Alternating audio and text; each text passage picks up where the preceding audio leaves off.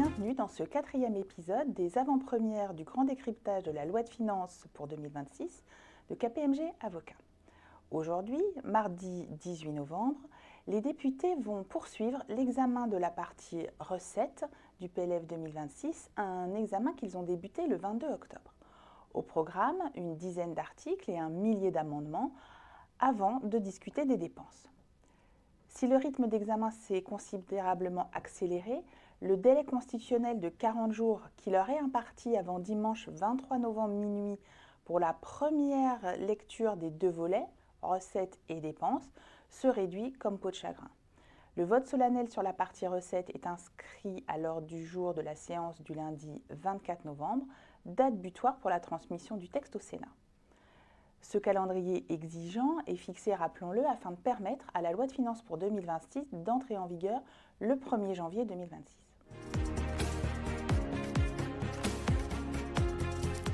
Quels sont les scénarios encore possibles ?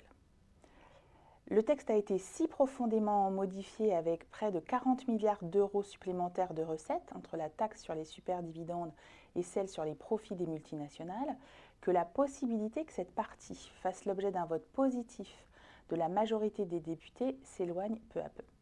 Un entretien hier soir entre le Premier ministre et les députés de la droite et du centre semble le confirmer pour ce qui les concerne.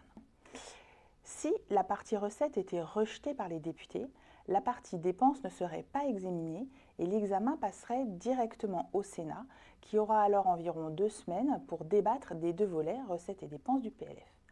Même conséquence si les députés n'achevaient pas dans le délai imparti l'examen des amendements restant en discussion.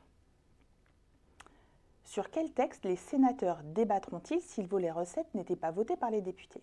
Eh bien, si l'examen n'était pas achevé dans le délai imparti, c'est le texte initial du gouvernement qui serait envoyé au Sénat, enrichi selon l'engagement de la ministre de tous les amendements votés par l'Assemblée afin que se poursuive le débat. Un engagement qui devrait couvrir également l'hypothèse d'un vote de rejet du volet recettes. Quoi qu'il en soit, la majorité sénatoriale de la droite et du centre se prépare et laisse entendre que les concessions faites notamment aux socialistes impliquant des impôts supplémentaires seront réexaminées, mesure par mesure, avec l'objectif d'un non-alourdissement au global des prélèvements obligatoires.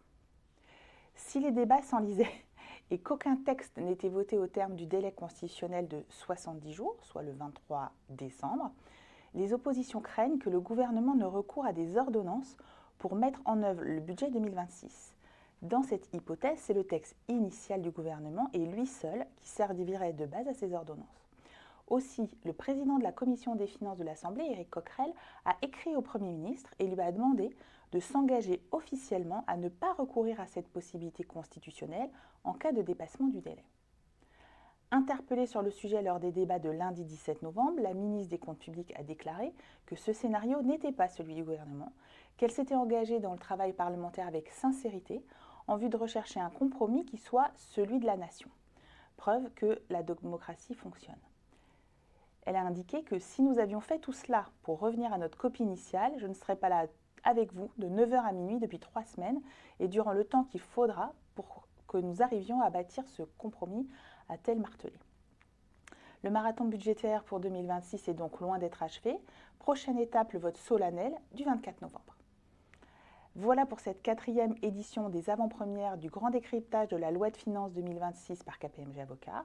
Et pour en savoir plus sur les amendements adoptés par les députés et suivre l'évolution des débats, rendez-vous sur notre site kpmg-avocat.fr ou notre page LinkedIn KPMG Avocats. À bientôt.